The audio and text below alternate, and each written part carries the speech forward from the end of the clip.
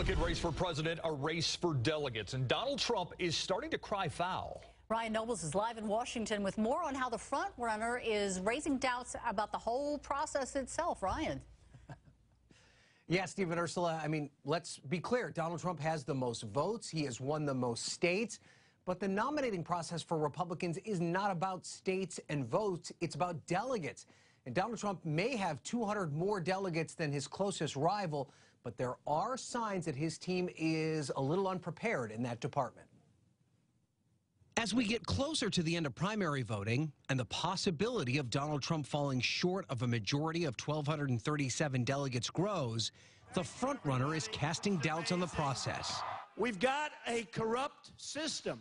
It's not right. We're supposed to be a democracy. Ted Cruz won all 34 delegates in Colorado, where Republicans there held a state convention as opposed to a primary. The Cruz campaign was more prepared for that scenario, and Trump was shut out.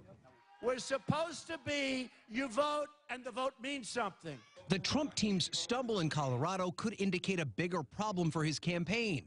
He may draw the biggest crowds and media attention, but when it comes to the nitty-gritty of organizing, Trump is falling short. Cruz supporters claim that when Trump fails at something, he automatically blames the system. It's the process, and Senator Cruz has put this team together, and if Donald Trump had spent his time doing that and stopped name-calling, maybe he'd be in better shape. Trump is playing catch-up, reshuffling his campaign and bringing in longtime GOP insider Paul Manafort to guide his convention team.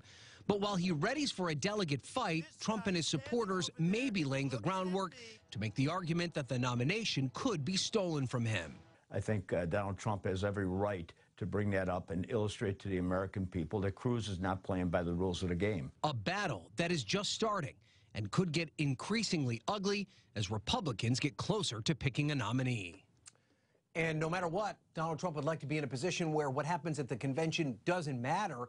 He and his team still believe that he can reach that 1,237 mark before voting ends in June. Steve and Ursula?